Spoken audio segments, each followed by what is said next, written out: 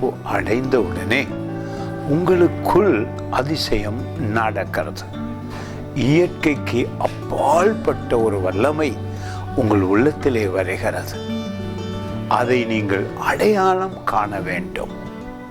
நீங்கள் எப்பொழுது தேவ ஆவியானவரை வரவேற்று ஏற்றுக்கொண்டீர்களோ, மறுவாழ்வை ஏற்றுக்கொண்டீர்களோ, அப்பொழுதே இயற்கைக்கு அப்பாற்பட்ட வல்லமை உங்கள் உள்ளத்தை மூடி நிரப்பி உங்களை நடத்துகிறது. பாருங்கள், மறுவாழ்வு என்பது அதிசயமான ஒரு பிறப்பு கிறிஸ்துவுக்குள்.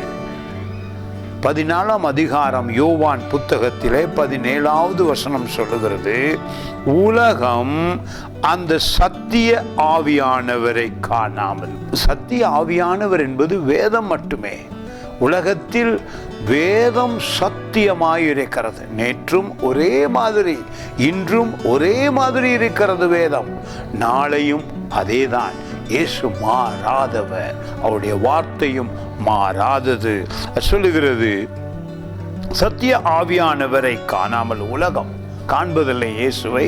அவருடைய வார்த்தை, அதாவது மறுபிறப்பு அடையாதவர்கள் அறியாமலும் இருக்கிறபடியால் அவரை பெற்றுக்கொள்ள மாட்டாது. அவரை அறியவில்லை, அவரை தெரிந்து கொள்ளவில்லை, அதனால் உலகம் அறியவில்லை. ஆனால் அவர் உங்களுடனே வாசம் பண்ணி, நாங்கள் அந்த மறுவாழ்வு அடைந்ததினாலே இயேசுவோடு நாம் வாழ்ந்து கொண்டிருக்கிறோம். ஒவ்வொரு நாளும் அவர் உங்களுடனே வாசம் பண்ணி உங்களுக்குள்ளே இருப்பதால் நீங்கள் அவரை அறிவீர்கள். அறிவு என்பது தேவ வார்த்தையை அறியும் பொழுது, இயேசுவை அறியும் பொழுது, அது மட்டுமல்ல, உங்களுக்குள் இருக்கிற அந்த மறுவாழ்வின் ஆவியின் அபிஷேகம், சத்தியம், தேவ ஆவியானவரையும் இயேசு கிறிஸ்துவையும் உங்களுக்கு விளங்கப்படுத்துகிறது. இயேசுவை குறித்த வெளிச்சம் உங்களுக்கு உண்டாக்குவதே பரிசுத்த ஆவியானவர் உங்களுக்குள்ளே. God bless you.